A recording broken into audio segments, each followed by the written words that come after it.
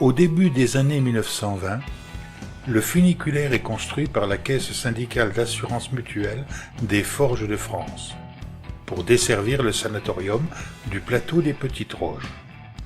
Il est mis en service le 19 juillet 1924. Le funiculaire assure un trafic touristique permettant la visite du plateau, le transport des marchandises, notamment des matériaux de construction des bâtiments des divers sanatoriums.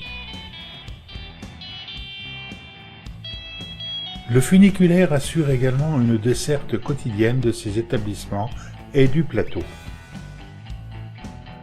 Le développement de l'automobile a fortement concurrencé le funiculaire à partir des années 1930.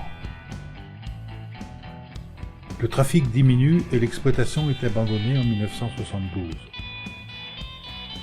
En 1973, la Société des chemins de fer touristiques et de montagne, la CFTM, reprend l'exploitation jusqu'en 1977. Ensuite, une régie municipale assure le service. Avec une pente de 83%, le funiculaire du Touvet emprunte le tunnel le plus incliné au monde utilisé pour le transport de passagers. Le trafic touristique a été développé grâce à une bonne publicité et l'essor des parapentistes qui utilisent le funiculaire pour remonter, notamment durant la coupe Icare au mois de septembre.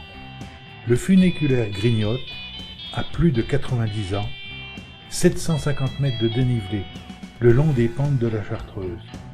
Bien sûr, les rouages, câblages qui permettent de tracter les deux voitures, l'une montante, l'autre descendante, ainsi que le double système de freinage assurent une sécurité totale et chacun peut jouir pleinement du spectacle grandiose qui s'offre au fur et à mesure de l'ascension.